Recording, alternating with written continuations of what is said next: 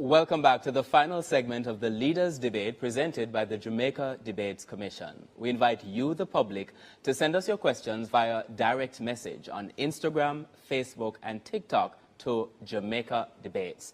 Now, this segment actually begins with a follow-up question. Giovanni Dennis has indicated that he'd like to ask one of his follow-up questions, and that goes to Dr. Andrew Holness.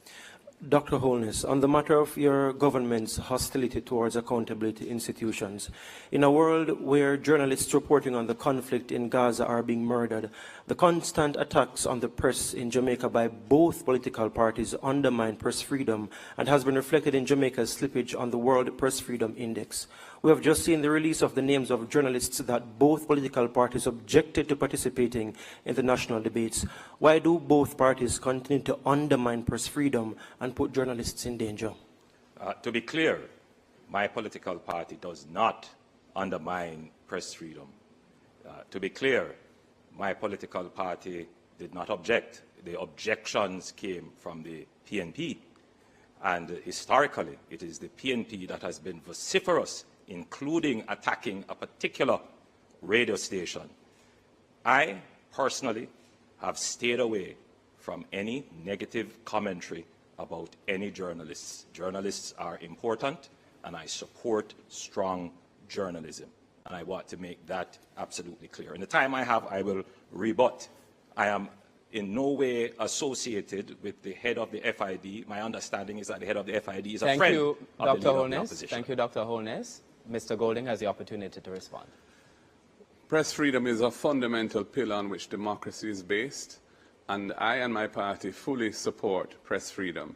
The Prime Minister said something which was untrue when he said that only our side objected to some journalists. Their side also objected. In fact, we objected to 3, they objected to 4 journalists, and the matter was eventually resolved, and here we are.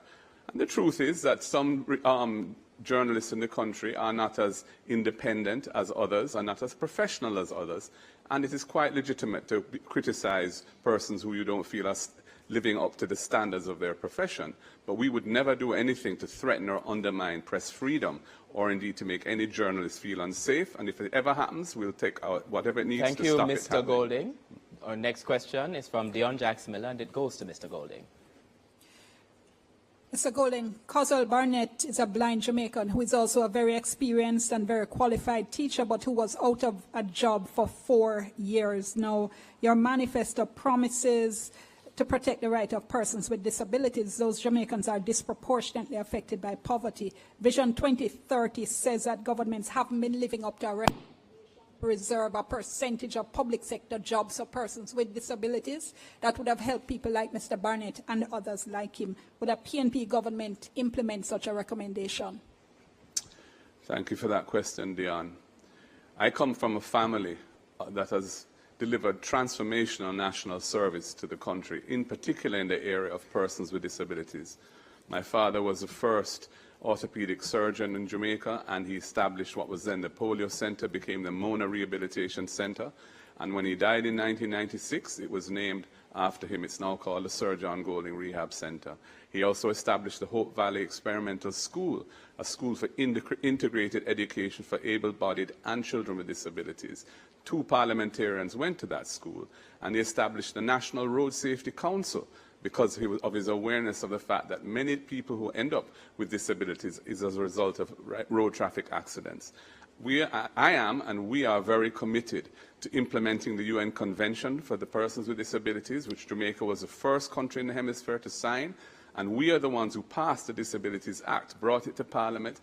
This government took 7 years to bring it into effect. We're glad it's in effect, but it needs to be actualized now in practice so that persons with disabilities feel and see the benefits of it. We are fully committed to that, and we are going to establish a National Disabilities Fund to aid persons with disabilities so that they can have their assistive aids, they can get help to establish themselves in business at home and improve sidewalks for their transportation. We are committed to the community of persons with disabilities. Dr. Holness has the opportunity to respond. To be clear, one of the things that I'm very proud of is that my administration has reserved, under special orders through the NHD, houses for persons with disability. they have a direct access. Under the new social housing program, we make it a point of duty to support persons with disabilities, and many persons with disabilities have benefited. Our administration have brought into effect the Disabilities Act. We continue to support the disabled community with grants and an increase in path benefits. Our government is committed to supporting persons with disability in Jamaica. Dion Jax-Miller has indicated that she would like to take her second follow-up question. Yes, Mr. Golding, we hear the broad statements of policy and principle, but what persons with disabilities want are jobs, which is why I'm asking specifically if your administration would implement a recommendation to reserve a certain percentage of public sector jobs for persons with disabilities. Yes, we have committed to that across MD&As, ministries, departments and agencies, that we would like to see quotas or an allocation for the disability community to have the benefit of employment opportunities in the public sector. But we also recognize the need to ensure that those who have the capacity to deliver services or to make things at home are empowered to do so. And that's why we have the National Disabilities Fund, which we will establish to help them to get a start in life in the area of business and fulfill their talents and monetize their talents so they can uplift themselves and their families from their homes. So yes, we're fully on board with the idea that you mentioned, Ian. Dr. Holness, to rebut. Most definitely. We will do that, and we will do more. In fact, at the Office of the Prime Minister, we do make it a point of duty to ensure that persons with disabilities are employed at the Office of the Prime Minister, and we will give that directive, if it is not already in effect, to all the ministries. But more than that, people with disabilities want to be independent, and they want to work independently, many of them. And we, through various initiatives, including through the various development funds that we have, will provide resources to persons with disability so that they can start their own businesses. And I think that is really the critical thing, to ensure that our persons with disability are independently earning income. Our next question still goes to Dr. Holness, and it comes from Giovanni Dennis. Dr. Holness, communities like Charlemont, Birdsucker, Acadia, and many others across the corporate area have complained and have taken the government to court for inadequately regulated developments. Justice Hart Hines, in a 2021 ruling, said the KSAMC and NEPA have been dilatory in their mandate to enforce local planning laws and regulations. In December 2021, he said work was being done to restructure the entire approval process, yet the issues persist. Why isn't more being done to force the KSAMC and the NEPA to do their jobs to enforce the building regulations? When that comment was made, the situation was as you have said. Since then, there have been significant improvement in enforcement, and including a new planning order for Kingston and St. Andrew, which clarifies many of the issues that were in contention, including we have included more inspection officers at the KSAMC, and there are more cases now being brought to court which are being prosecuted. So there has been an improvement. However, I believe that there is still much more work to be done in terms of increasing the enforcement capabilities. And yes, there are some legislative changes that need to be clarified, particularly as to how titles are issued and how densities are approved. Mr. Golding has the opportunity to respond. Since the People's National Party assumed the leadership in the council of the KSAMC, the new Mayor Andrew Swaby has been pursuing internal governance reform, including persons from outside, to try and improve standards and processes, make them more transparent and effective, so that the citizens of the corporate area can expect higher levels of governance. I think it's unfortunate that in the case of Mr. Holness and his wife, they are in the business of real estate development, or certainly she is, and that presents serious conflicts of interest which have manifested themselves in some of their own schemes that they have developed. I think we need to have rules which preclude that kind of activity so that there's no question of conflicts of interest. We've come to the point in the debate when the debaters get an opportunity to ask each other questions. We begin. We invite Mr. Golding to ask a question of Dr. Andrew Holness. Mr. Holness, the Integrity Commission, in their court filing in the case that you brought to try and strike down the act and eliminate the offence for which you are being investigated, have said that you had money in the Ponzi scheme Olint and you got it out, while others suffered losses. You had money in Cash Plus, another Ponzi scheme where people lost lots of money, you got it out. And of course, you had money in SSL, and you were able to withdraw your money before it collapsed. In fact, I would say the only person that Usain Bolt has not been able to catch up with is you. And I want to ask you, how do you think and why do you think the people of Jamaica should trust you to be in charge of the governance of the country for a third term with that track record and with that cloud hanging over your head? The leader of the opposition is a liar and cannot be trusted. I lost money in Cash Plus and Olint. However, the PNP accepted and received $1 million from Olint. He has no credibility to talk about Ponzi scheme.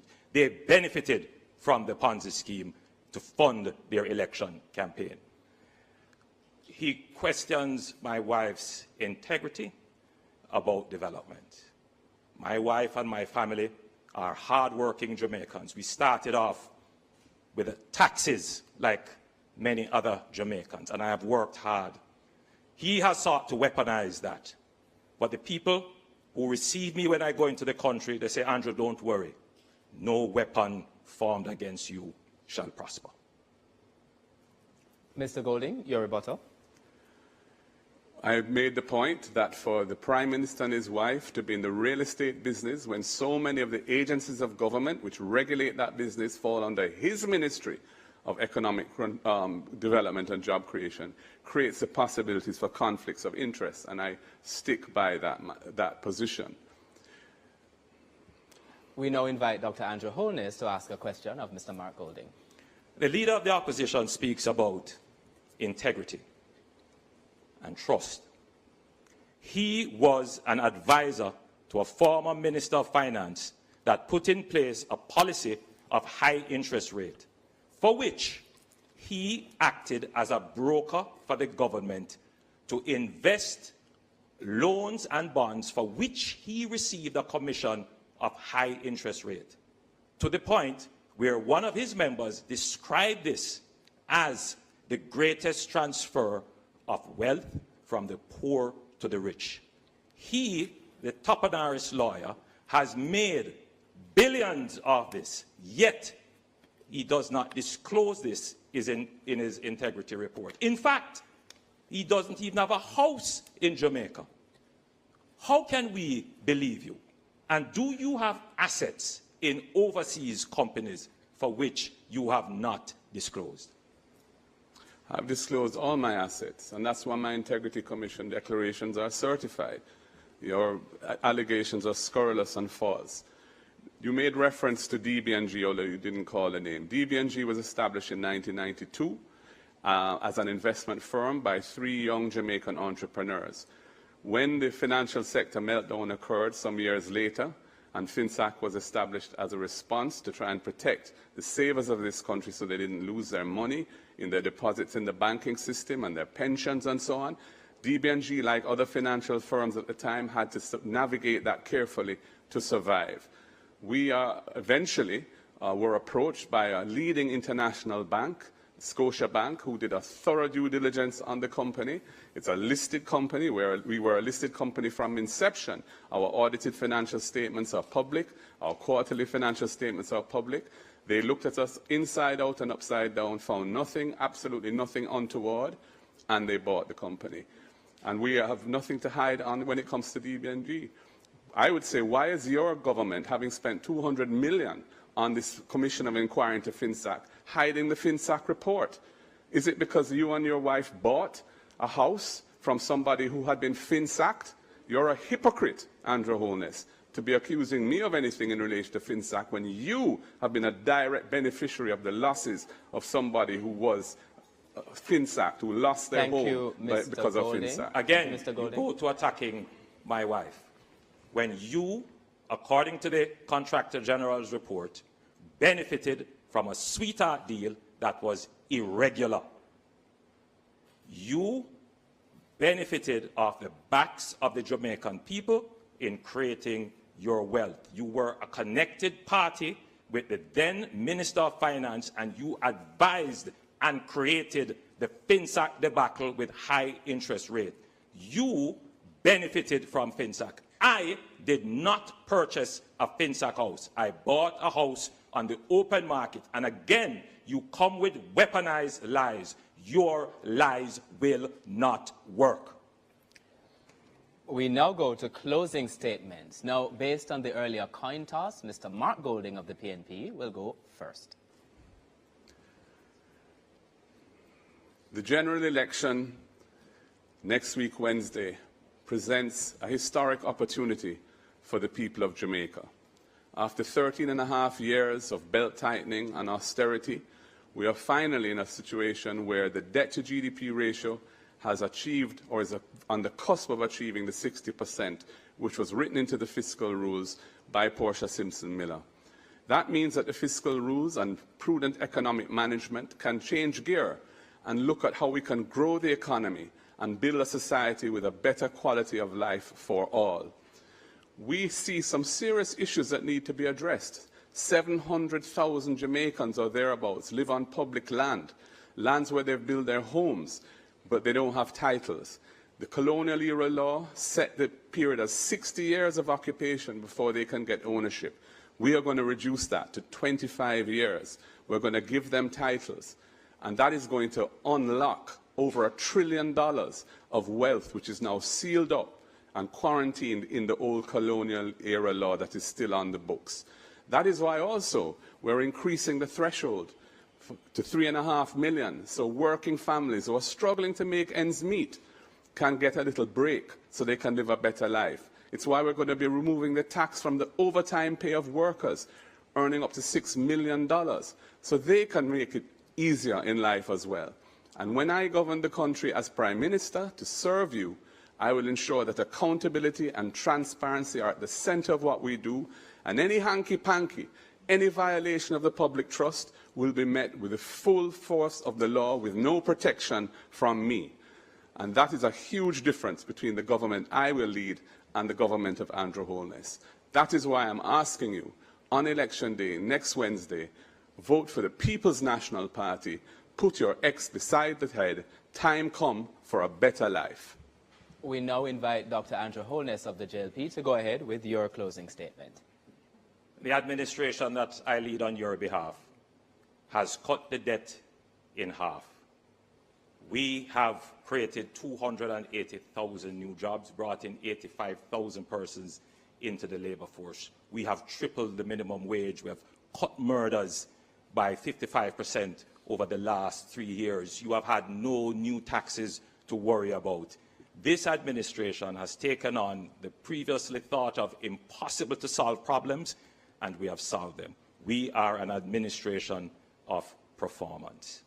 In our next term, our pensioners who have worked so hard will get a break. Those earning $6 million or below will pay no income tax. We will give a new income tax rate, which will be graduated, which will see everyone paying lower taxes. You will see 60,000 more houses being brought on the market, with 15% of them dedicated to young people. We will give incentives to developers to build houses for young people. You will see a new transportation system for rural school children coming into being. You will see more work being done on reducing electricity. Our government is a government of performance. This election is about a clear choice: promise or performance. That's what it is. You have to make a decision. Who can deliver? It is this administration that has taken on the difficult problems, and we have delivered for you. I ask you on Election Day to vote for what is best for Jamaica. Vote for a government that performs. Vote for the Jamaica Labour Party. Thank you. Thank you, Dr. Holness. Thank you, Mr. Golding. In the good spirit of the debates, we now invite Dr. Holness and Mr. Golding to shake hands.